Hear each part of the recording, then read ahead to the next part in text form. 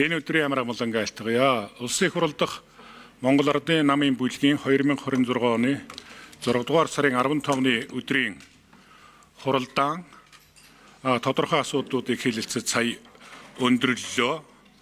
За өнөөдрийн сэтгүүлчдтэйгээ уулзж байгаа мэдээллийн цагаар манай бүлгийн дэд дарга Ариван Заяа гишүүн, за манай бүлгийн дэд дарга Батсүмбэрэл гишүүнээр хамт оролцож байна. За улсын их хурлын 2026 оны хаврын чуулганыг 7 сарын 3-ны өдрийг хүртэл үргэлжлүүлж завсарлуулахаар ийм урьдчилсан төлөвлөлт тооцоотой бид ажиллаж байна. За нэгэнт хаврын чуулган өндөрлөх хугацаад өгдсөн байгаа учраас улсын их хурлын төвшөнд хэлэлцүүлэгт байж байгаа хуулиудаа хэлэлцсэн эцлэн батлагтай холбоотой бас эрэм дараа юмнуудаа тогтоож гол хуулиудаа наашин татаж энэ хаврын чуулганыхаа хугацаанд хэлэлцсэн батлах ёстой. Ингэснээр энэ улс орны эдийн засаг нийгмийн хөгжлийг түрүүсгэх, иргэдийнхээ амьдралын чанарыг дээшлүүлэх, дээр нь бас хугацаатай Монгол улсын засгийн газраас улсын их хуралд өргөн барих ёстой 2027 оны улсын төсөвч гэдэг юм уу, энэ асуудлуудыг боловсруулахад бас суурь үндэслэл болсон хуулиудыг нь бид энэ хаврын чуулганы хугацаанд баталж өгөх ёстой маа гэдэг энэ үүднээс өнөөдрийн бүлгийн хурлын хэлэлцэж байгаа асуудлын гол чиглэгдлээ гэдгийг зориуд хэлмээр байна. За энэ дотор хэд хэдэн хууль байгаа. Гэхдээ энэ хуулиудын талаар өмнө нь сэтгүүлчдтэй бид тодорхой мэдээллүүдийг өгцөө. Энэ бизнесийн эрх чөлөөг хангахтай холбоотой хууль багц хууль байна. За энэ хуулиа энэ чуулганы хугацаанд батлаад гаргачихъя. Ингэж байж энэ баялаг бүтээгчтэй, аж ахуй бизнес эрхлэгчтэй бүрэн дэмжих, бас тодорхой хэмжээний төрийн саад хүн сурталуудыг арилгах энэ бололцоо боломжийг нь бүрэн бүрдүүлжихий гэж.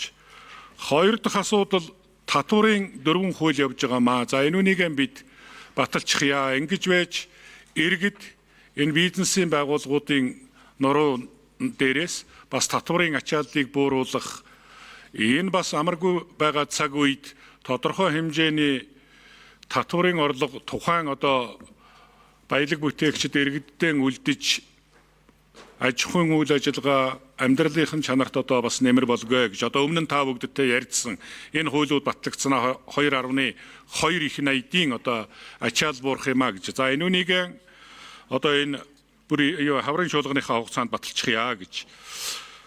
3 дахь асуудал нийгмийн даатгалтай холбоотой асуудал байна. За энэ хуулийн талаар бол өмнө нь бас танилцуулга өгж байсан. Өнөөдөр бол бүр их тодорхой зохицуултуудын талаар ярьлаа. Үндсэндээ энэ хуулийн үзэл баримтлал, үзэл баримтлалынхаа хүрээнд зохицуулж байгаа суурь харилцаануудаа хадгалаад хэлцүүлгийнхэн төвшөнд бүлгийн гишүүд байр суурь нэгтэйгээр дэмжиж энэ хаврын чуулганы хугацаанд батлуулъя.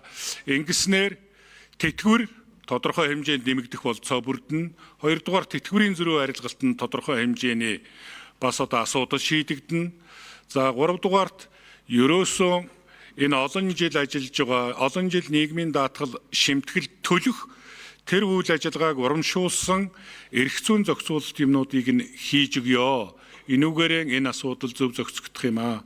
За дараагийн нэг зүйл бол яг энүүнлүүгээ чиглэсэн олон жил хөдөлмөрлөж нийгмийн даатгалын шимтгэл тогтвортой төлөх энэ үйл явцыг нь урамшуулсан тодорхой зохицуулалтуудыг нэмэт тусахыг гэдэг үүднээс бас тодорхой заалтууд тусгагдаж орлоо гэдгийг зориуд хэлмээр байна.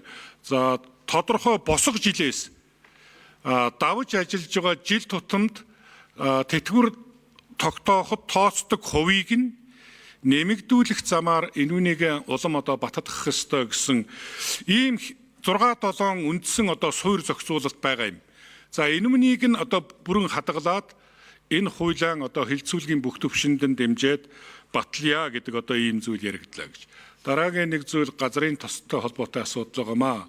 Монгол улс бол газрын тосны бас нөөцтэй ийм улс орон үндсэндээ биднээс 30 жил энэ газрын тос олборлолттой холбоотой асуудлыг явуулж байна. Энийг бид бүтээгдэхүүн хуваах гэрээгээр зохицуулж явдаг. Анх тэр бүтээгдэхүүн хуваах гэрээнд баримталсан тэр зарчим үйл ажиллагаагаа бүрэн хангаж ажиллах тухай асуудал байна. Бид бас энэ гэрээ байгуулснаас хойш эрх зүйн өөрчлөлтүүд гарсан байна. Манай холбогдох бусад байгууллагууд энэ хуулийн этгээдийн үйл ажиллагаанд хийж байгаа хяналт шалгалт юмараанч тэр бас тодорхой асуудлууд хөндсөн барьсан ийм зүйлүүд байдаг.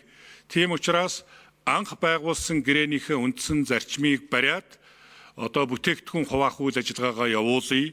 Цаад гүйцэтгэгч компаниуд маань анх хийсэн гэрээнийхээ дагуу хөрөнгө оруулалт юмнуудаа нэмэгдүүлээд жилд олборлох бүтээгдэхүүнээ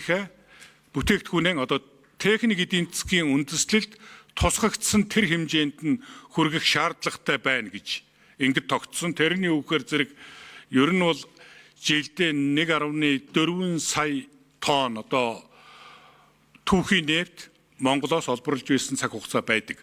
Өнөөдөр бол үндсэндээ 500 мянга дотор ороод ирчээд байгаа юм.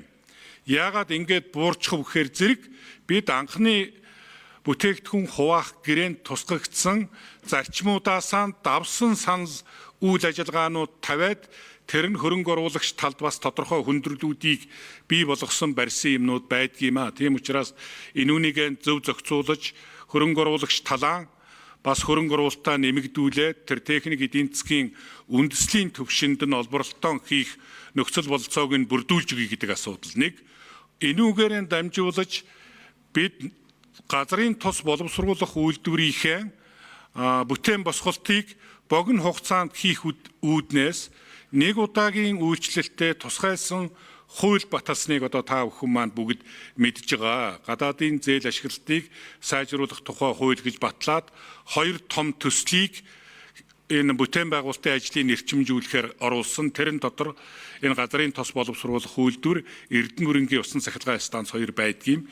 Нэгэнт биднээс 28 онд багтааж газрын тос боловсруулах үйлдвэрээ ашиглалтанд оруулж байгаа бол жилд 1.5 сая тонн түүхий тос боловсруулж нефт бүтээгдэхүүн үйлдвэрлэх тэр нөхцөлийг бүрдүүлэх үүднээс олборлолтынхон хэмжээг нэмэгдүүлэх ёстой. Энэ лүгэн чиглэсэн үйл ажиллагаа гэж. Дараагийн нэг зүйл энэ дэлхийн нийтийн нөхцөл байдлаас хамаарат нефт бүтээгдэхүүний хангалт нийлүүлэлт үн ханшигт олон зүйл дээр өрчилж тооцох таамаглах янзгүйгээр өөрчлөлтүүд гараад байгаа учраас урд хөршөөс хэрэглээнийхээ бас тодорхой хэсгийг импортлох тухай асуудал байгаа юм бидэнд.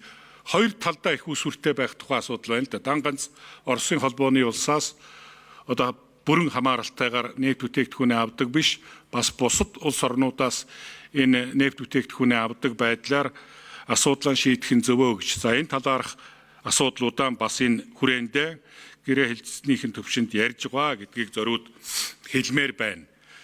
Энэ мэтлэнгээр энэ улс орны эдийн засаг нийгмийн амьдралд нэн шаардлагатай цаг алдалгүй шуурхай шийдвэрлэх түүгээрээ дамжуулж энэ улс орны хөгжил иргэдийн амьдралын чанарт хэрэгтэй энэ төрийн бодлого эрх зүйн орчинг бүрдүүлэх ёстой. Энийг энэ хаврын чуулганы хугацаанд шийдээд авъя гэдэг байдлаар нэг 8-9 багц хуулиудын төсөл дээр бид гол анхаарлаа төвлөрүүлж төсөл өргөн баригч нартайгаа хууль батлах их хурлынхаа